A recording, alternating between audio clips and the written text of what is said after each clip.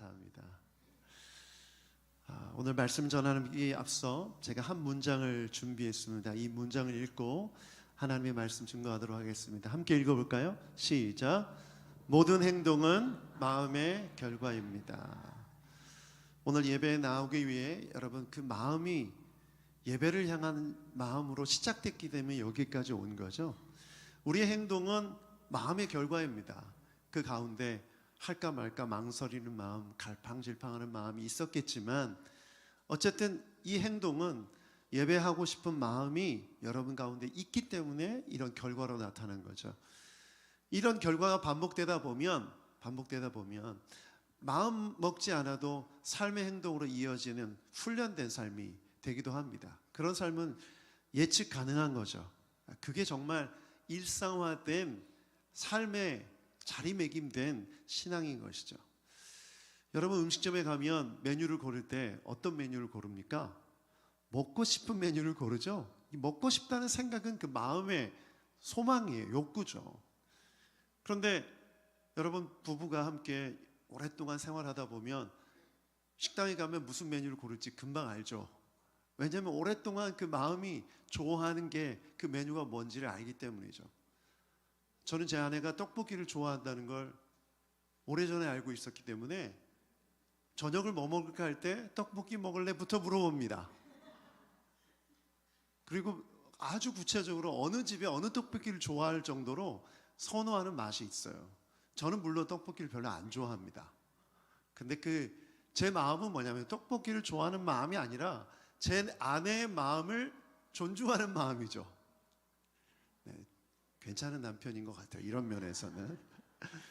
그래서 우리의 마음이 어떤 행동을 하게 하는 근원이고 힘이라는 거예요. 그래서 2025년 우리가 예수님의 마음으로 살아가자고 해서 이런 표현을 정했는데 결국 우리가 예수님처럼 신앙생활하고 이 세상에서 예수님의 뜻 가운데 살기 위해서 가장 먼저 예수님의 마음을 품어야 하는 것이죠. 그렇죠. 여러분의 생각 속에 마음 속에 예수님의 마음이 있어야만 그 마음이 행동으로 이어지는 거죠. 그래서 오늘 나눌 것은 예수님의 마음으로 겸손하기입니다. 마태복음 11장 28절부터 30절을 함께 읽어볼까요? 여기 보면 예수님의 마음이 나옵니다. 함께 읽어보죠. 시작. 수고하고 무거운 짐을 진 사람은 모두 내게로 오라. 내가 너희를 쉬게 하겠다. 나는 마음이 온유하고 겸손하니 내 멍에를 메고 나한테 배워라. 그리하면 너희는 마음의 쉼을 얻을 것이다. 내 멍에는 편하고 내 짐은 가볍다. 자, 질문합니다. 여러분 예수님의 마음은 무엇입니까? 나는 마음이 온유하고 겸손하니. 그러니까 예수님의 마음은 겸손한 마음이 있는 거예요. 오늘 겸손이라는 단어에 좀 초점을 맞춰볼게요. 그러면 예수님은 마음이 온유하고 겸손하다고 했는데 뭐라고 말씀하세요? 나한테 와서 뭐 해라? 배워라. 겸손을 배워라. 겸손은 저절로 이루어지는 게 아니에요. 예수님을 통해서 배워야만 하는 것이죠. 쉽게 말하면 공부가 필요하다는 겁니다. 따라합시다. 겸손을 공부하자. 그런데 누구를 통해서 배워야 됩니까? 예수님을 통해서. 예수님이 일타 강사예요. 최고의 강사예요. 아니 예수님이 아닌 다른 사람은 겸손을 가르칠 수가 없어요. 왜? 예수님의 겸손이니까. 그래서 저는 우리 새누리교회 성도들에게 주님이 주신 마음을 이렇게 권면합니다. 여러분 예수님의 겸손을 배울 준비가 되어 있기를 축복합니다. 여러분 배울 준비가 되어 있는 사람의 특징은 뭐예요? 네, 가르침을 받기 위해서 내 생각을 내려놓는 게 중요하죠. 선생님이 가르치는 그 가르침 앞에 겸손히 나아가야 하는 거예요. 근데 이 겸손은 사실 예수님의 겸손을 얻기 위해서 가장 기초되는 태도인 것입니다. 학교에 가서 공부하기 위해서는 반드시 선생님이 가르치는 그 가르침에 대한 신뢰가 중요하죠. 그리고 그것을 배워야만 내가 좋은 성적을 얻을 수 있다는 생각이 있어야만 배울 수 있는 거죠. 마찬가지로 예수님께 나아가 예수님의 겸손을 배우려면 그 예수님을 신뢰하고 여러분의 마음을 열고 확신 가운데 나아가야 되는 줄 믿습니다. 그래서 오늘 본문을 통해서 예수님이 가르치는 겸손을 배우는 여러분 되길 축복합니다. 첫 번째, 이것을 하기 위해서 가장 먼저 필요한 것을 읽어보죠. 시작. 겸손을 배우기 위해 예수님께 나아가야 됩니다. 제가 이 문장을 정한 이유는, 여러분, 우리는 예수님이 이미 영접한 사람들입니다. 그렇죠? 그럼 예수님께 나아가는 것은 당연한 것이에요. 그런데 예수님의 겸손을 배우기 위해서는 예수님께 나아가야 되는데, 다른 사람 혹은 다른 가르침에 너무 주목한다는 거죠.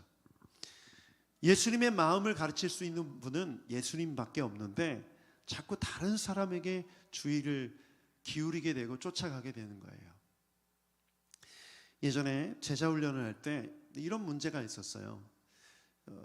제가 있었던 온누리교회는 제자 훈련을 정말 열심히 하는 교회인데 부작용들이 있었어요. 그게 뭐냐면, 한 사람을 제자 훈련을 6개월 정도 하면 6개월 동안 그 사람을 가르치면서 나도 모르게 가르치는 사람을 따라하게 된다는 거예요.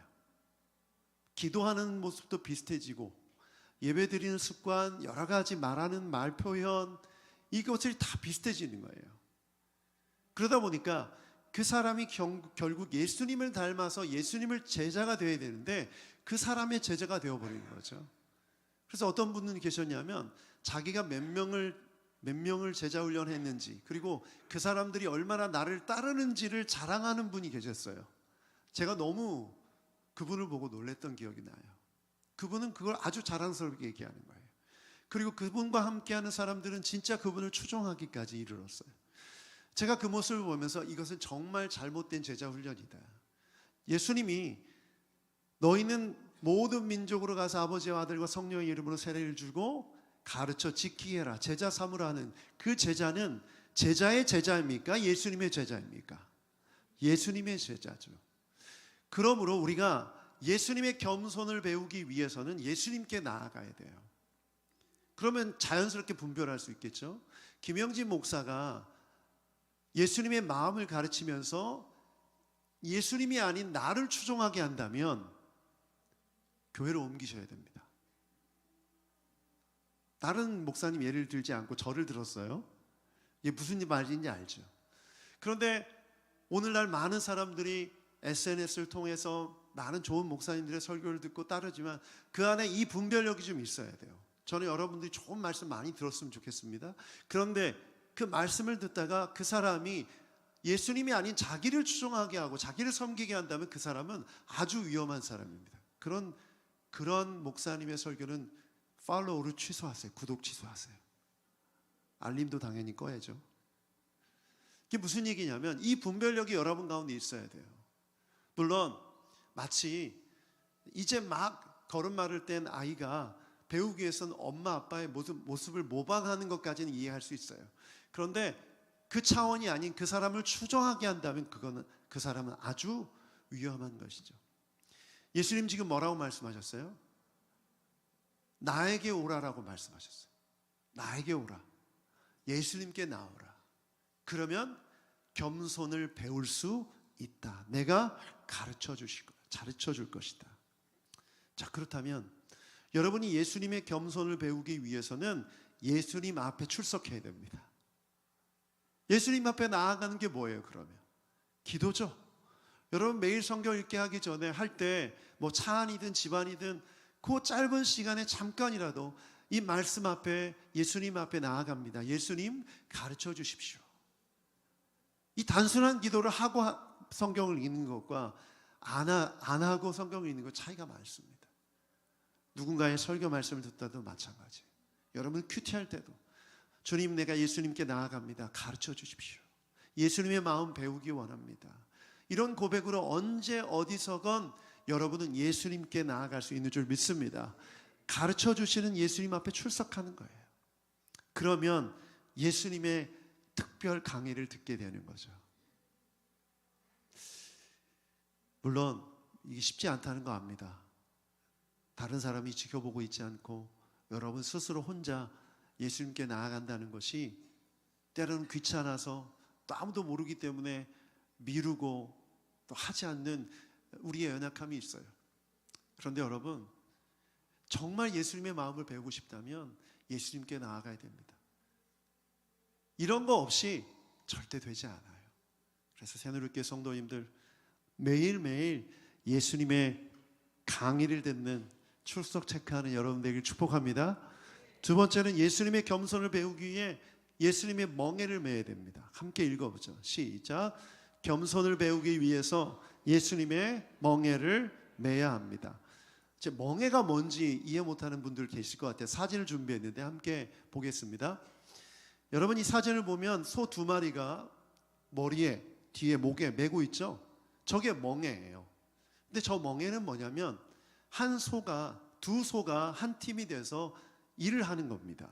근데 예수님이 이 멍에를 말씀하신 이유는 뭐냐면 보통 이 크고 힘센 소에게 어린 소 이제 막 멍에를 일을 할 만한 소를 함께 묶습니다. 그래서 힘센 소가 끌고 가면 어린 소는 그저 따라가기만 하면 되는 거죠. 왜냐하면 짐승이 이제 머리에 목에 멍에를 메고 일을 하는 것이 익숙해지기 위해서는 반드시 이 과정이 필요한 거죠. 그래서 나중에 그 어린 소가 힘이 생겨서 둘이 같이 끌면 어떤 짐도 다 나를 수 있고 밭도 갈 수가 있는 거죠. 그래서 그 비유로 예수님께서 말씀하신 거예요. 예수님이 이렇게 말씀하신 거죠. 예수님의 겸손을 배우기 위해서 뭘 해라? 나의 예수님의 멍에를 매라는 거예요. 자, 그러면 수고하고 무거운 짐진 자들아 다 내게로 오라 했을 때 수고하고 무거운 짐을 다 예수님께 맡겼다는 뜻은 뭡니까? 와, 다 내팽겨치고 이제 수고하고 무거운 짐은 나랑 상관없어가 아니라 여전히 내 뒤에 있는 거예요. 그렇죠? 내가 지고 있는 거예요. 그런데 그것을 끌고 가는 것은 누구다? 예수님이다. 예수님의 힘으로 그 능력으로 끌고 가는 것이고 우리는 거기에 매달려 가는 거예요. 매달려 가는 거예요. 자, 여기서 그러면 예수님이 왜 겸손의 마음을 말씀하시는데 왜 이 비유를 말씀하셨을까? 왜 겸손을 얘기하셨는데 왜 멍에를 얘기하셨을까? 여러분 교만이 뭡니까? 겸손의 반대말이죠. 교만의 특징이 뭐예요? 수고하고 무거운 짐을 내가 끌고 간다고 생각하는 게 교만이에요. 여러분 내 인생은 나의 것이라고 여기고 내 마음대로 살려가고 내 마음이 교만이에요. 그렇죠? 그럼 겸손은 뭡니까? 내 마음대로가 아니라 누구 뜻대로? 예수님의 뜻대로 살아가는 게 겸손이죠. 그러면 멍에를 맸다라는 건 뭘 뜻해요? 순종하며 따라간다는 거죠. 뭐 하면요? 힘을 빼고. 어린 소가 나는 지금 오른쪽으로 가고 싶은데 옆에 있는 큰 소가 왼쪽으로 가면 어떻게 돼요? 이렇게 딸려가면 되죠. 그런데 막 오른쪽으로 가고 싶어서 발도 부딪히면 어떻게 됩니까? 괴로운 거예요. 따라합시다. 예수님도 힘들다. 교만한 사람들을 끌고 가는 예수님도 힘드세요. 멍에를 매긴 맸는데 예수님을 겸손히 따라간다는 건 내가 가고 싶은 방향, 내가 설령 가끔은 멈추고 싶을 때에도 예수님이 가시면 따라가는 거죠. 그게 바로 겸손인 거예요. 겸손인 거예요. 그러므로 겸손은 뭐냐?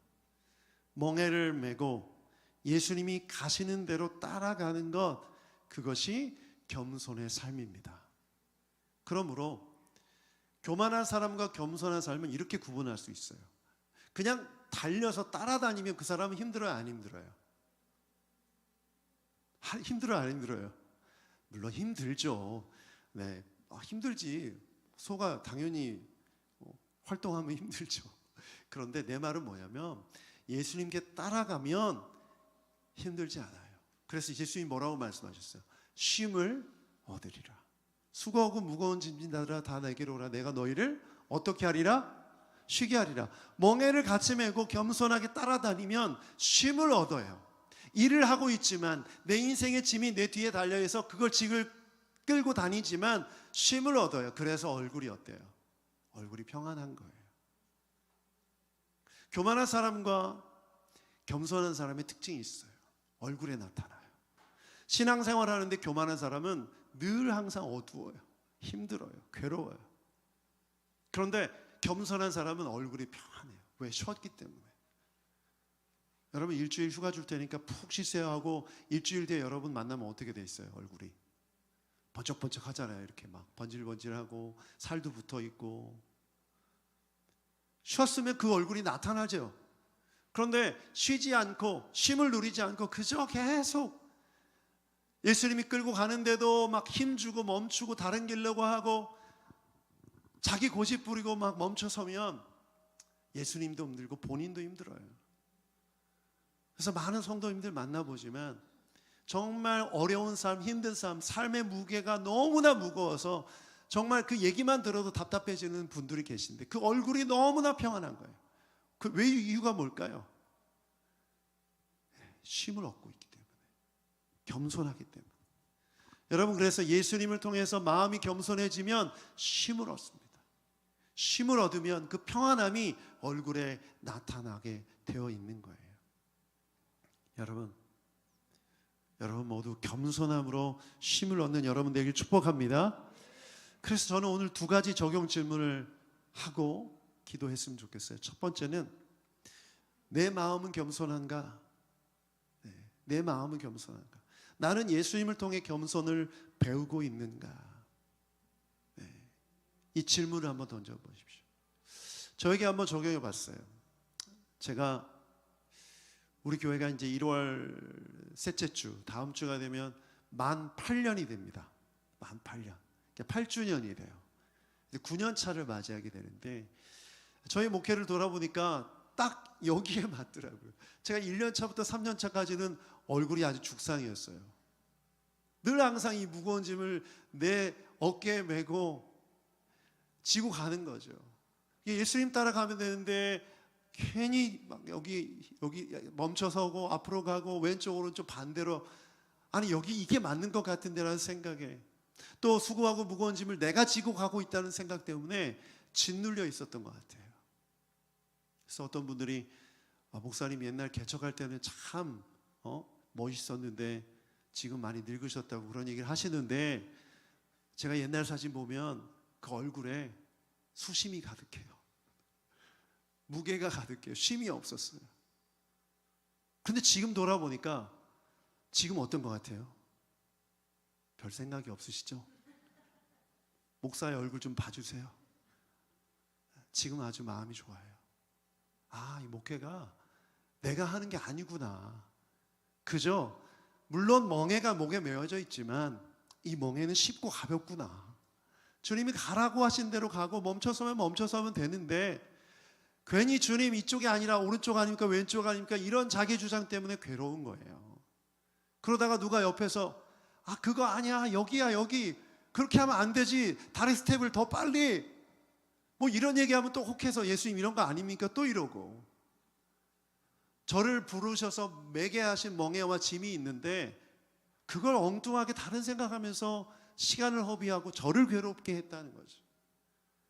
예배하면 기도하면 늘 평안하고 쉼을 누려야 되는데 그것 잠깐이고 삶 속에서 그것을 이어가지 못하는 저의 모습을 돌아보게 되더라고요. 여러분 어떻습니까? 제가 여러분의 삶 다 알지 못하지만 정말 힘든 삶의 무게들이 다 있어요. 그렇죠? 얘기를 듣다 보면 너무나 마음이 아픈 사연들도 있어요. 그런 것들 생각할 때 여러분 어떤 마음이세요? 그거 주님 앞에 내려놨습니까? 그거 못 내려놨다면 여러분 지금 교만한 거예요.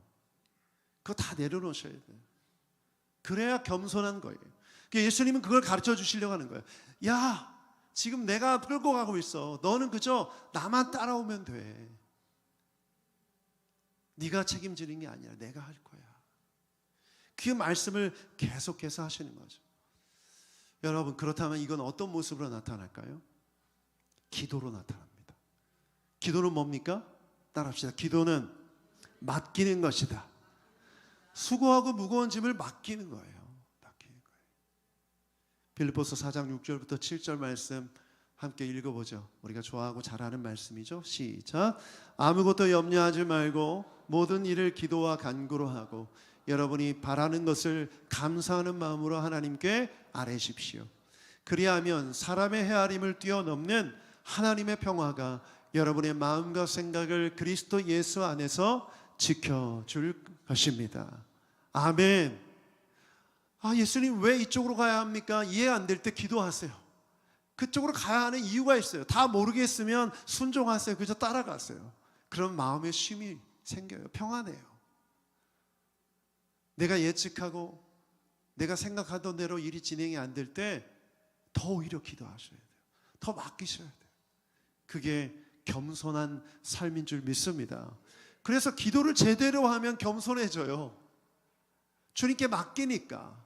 그런데 기도를 잘못하면 내가 기도했으니 나의 의가 강해지고 내 생각이 더 강화돼서 주님의 뜻이 아닌 내 생각으로 가득 차게 되고 이것이 아니면 아닌 것처럼, 그래서 기도하는 사람이 무서워지면 그 사람 위험한 거예요. 기도원에 가면 그 무서운 분들 계세요. 눈빛 자체가 마치 관심법으로 꿰뚫고 있는 것처럼. 그런 분들은 피하셔야 돼요. 기도 원장님이 얼굴이 너무나 유순하고 쉼이 있고 평안하면 그런 거 거긴 괜찮아요. 무서운 데는 피하시길 바랍니다.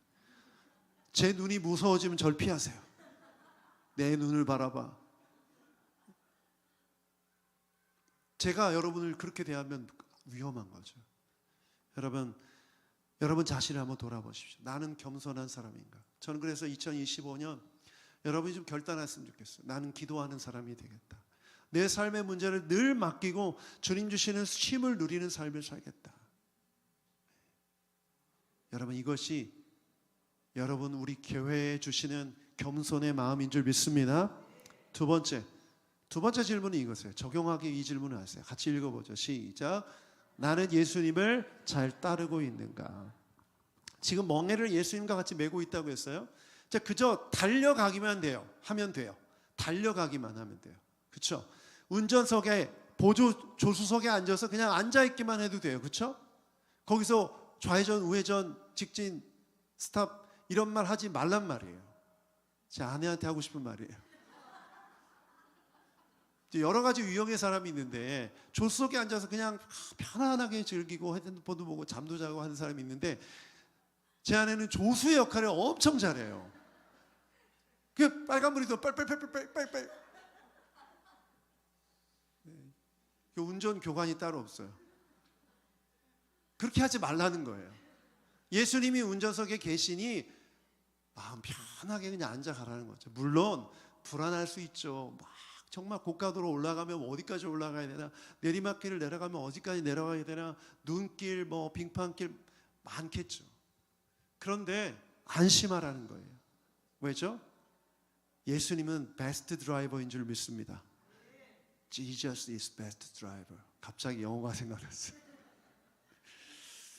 제 이 언어가 영어입니다. 이래봬도 잘 못해서 그렇지. 여러분, 예수님이 멍에를 메고 우리의 삶을 드라이브 하신다는 거예요. 그러면 따라가라는 거죠.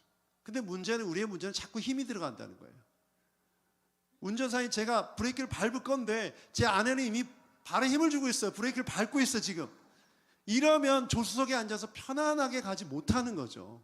일일이 이렇게 다 간섭하고 주님이 나를 이쪽으로 이끄세요. 나는 가기 싫은데, 이런 삶을 사는 사람은 피곤해요. 신앙생활이. 저도 피곤해요. 그래서 릴렉스, 힘 좀 빼세요. 괜찮아요. 안심하세요. 그렇게 아무리 말해도 소용이 없는 분들이 계세요. 이걸 뭐라고 합니까? 고집이에요. 고집. 정말 고집. 고집을 표현할 때 그 소 힘줄에 비유하죠. 고집세요. 성경을 보면 이스라엘 백성들에게 향해서 뭐라고 말합니까? 목이 곧은 백성이다. 목이 곧은 백성이에요. 온몸에 힘을 주고 있는 거예요. 그래서 신명기 9장 13절을 보면 이렇게 말하고 있어요. 주님께서 하신 말씀이신데 모세를 통해서 말하는 거예요. 함께 읽어보죠. 시작. 주님께서 또 나에게 말씀하시기를 이 백성을 보니 정말 고집이 센 백성이구나. 이 타이밍, 이 말씀하실 타이밍이 뭐였냐면 호렙산에 모세가 하나님의 말씀 율법을 받기 위해 올라갔을 때였어요. 40일 동안 내려오지 않자 불안해진 이스라엘 백성들은 갑자기 금송아지를 만들고 그 앞에서 막 춤을 추고 우상 숭배를 합니다. 그래서 이스라엘 백성들이 그 모습을 이스라엘 백성들의 그 모습을 보고 하나님께서 모세에게 하신 말씀이에요. 그 모세에게 하신 말씀을 기억하고 신명기를 통해 설교하는 거죠. 이 백성을 보니 정말 고집이 센 백성이구나. 지금 하나님의 인도하심을 받아서 이집트를 탈출했고 그 홍해를 건넜고 그 이집트의 군대들을 다 몰살시키셨고 수많은 기적을 보여주셨는데 다시 자기 방식대로 살려는 거예요. 옛날 이집트에서 하던 그 습관대로 또 살려고 하는 거죠. 이걸 뭐라고요? 고집이라고요. 고집. 우리가 예수님 믿고 주님 따라가는데 자꾸 옛날 습관대로, 세상에서 살던 습관대로 살고 싶어 하는 거예요. 그게 맞는 것 같고 그게 옳은 것 같은 생각. 그래서 결국 그것을 선택하는 그 모습, 그 생각이 바로 고집이라는 거죠. 여러분, 고집은 어떻게 되죠? 나중에 따라합시다. 고집은 꺾인다. 하나님이 꺾으시면 아파요. 그렇죠? 스스로 꺾으면 아파요, 안 아파요? 답이 어려워요. 고집을 스스로 꺾으면 아파요, 안 아파요? 그것도 아플 수 있지만 덜 아프죠. 덜 아파요. 그러니 여러분, 하나님은 여러 경로로 말씀하세요. 오늘 설교를 듣는 중에도 말씀하세요. 저 고집 얘기는 내 남편 얘기다. 김 집사, 박 집사 이런 얘기가 아니라 내 얘기잖아요. 그렇죠? 그러면 내가 이 얘기를 듣고 한 명만 이렇게 아멘했지만 내가 이 얘기를 듣고 내 고집을 오늘 꺾으면 돼요. 그러면 겸손을 배우는 거죠. 인생 편안한 거예요. 쉼을 얻고 주님 인도하심을 따라 살아가는 거죠. 그러면 되는데 이 고집이란 게 쉽게 되지가 않아요. 참 어려워요. 그래서 예수님의 겸손을 말씀하실 때 빌립보서 2장 말씀, 지난주에 배운 말씀에 자기를 비워 종의 형체를 가지셨다. 하나님과 동등됨을 취할 것을 당연하게 여기지 않으셨다. 이 생각을 날마다 내려놓지 않으면 우리는 다시 그 고집 때문에 인생의 길을 걸어갈 때 힘을 주게 되고 그것 때문에 나도 힘들고 주님도 힘들어요. 여러분, 그런 생각 안 해보셨죠? 주님도 힘들어요. 성령께서 말할 수 없는 탄식으로 기도하신다는. 왜 탄식이에요? 고통과 슬픔이 있는 거예요. 주의 자녀들이, 하나님의 백성들이 하나님의 뜻대로 살지 못하고 고집 부리고 막 마음대로 살아가면서 여기 부딪히고 저기 부딪히고 지금 끌고 가고 있는 예수님이 계신데 예수님 통해서 배우지 않고 막 자기 속에는 옳은 대로 이게 맞다고 생각하고 주장하는 모습을 보면 힘들어요. 예수님도 힘들어요. 여러분, 따라합시다. 겸손은 힘을 빼는 것이다. 겸손은 고집을 꺾는 것이다. 우리나라 성씨 중에 안, 강, 최, 고, 우리 교회 이 안강 최고에 속하는 분들이 몇 분 계시죠? 최가도 있고 최 씨도 있고 안 씨는 안 계시네요. 강 씨도 계시고. 안강 최고. 이 성씨에 속하지 않아도 나름 한 고집 한다는 사람들이 또 있죠. 문 씨는 아닌가요? 문 씨는 아니래요. 김 씨는 성이 언제 생긴지도 모르는데 아무튼 여러분, 빨리 꺾으십시오. 빨리 내려놓으셔야 돼요. 지금 50대 이상의, 저도 50대 이상이기 때문에 50대 이상의 우리 기성세대 분들께, 우리 새누리교회 정말 귀하게 교회를 잘 섬겨주셔서 감사합니다. 그러나 고집 부리지 마십시오. 우리 겸손해야 됩니다. 기성세대가 경험은 많지만 지금 이 새로운 세대를 읽는 눈은 부족해요. 그 기술이나 변화한 세대에 적응하는 능력 확실히 떨어집니다. 저도 얼리 어댑터로 이렇게 빨리 받아들이는 걸 좋아하는 사람인데 이제는 저도 별로 속도가 빠르지가 않아요. 시대가 많이 바뀌었고 이제 유연하게 우리 젊은 세대를 품어줘야 됩니다. 청년들이 우리 교회에 와서 참 어른들이 관심을 안 갖는다 이런 말이 아니라 포용하고 사랑해주고 이해해주고 이런 모습을 보일 때 우리 청년들이 마음껏 우리 교회에서 사역할 수 있는 줄 믿습니다. 이집트 벽화에 그런 말이 있다고 하잖아요. 요즘 애들은 버릇이 없다. 아니 고대 이집트 벽화에도 적혀있던 말은 지금도 계속 그 생각을 한다는 거죠. 그러면 요즘 애들이 버릇이 없는 게 아니라 그냥 세대 현상이 그렇다는 거예요. 그러므로 그것을 받아들이시고 이해하시길 바랍니다. 젊은 세대 여러분, 청년 여러분, 겸손하십시오. 꼰대라고 얘기하지 마세요. 시대가 바뀌어도 관통하는 진리는 있습니다. 그렇죠? 변하지 않는.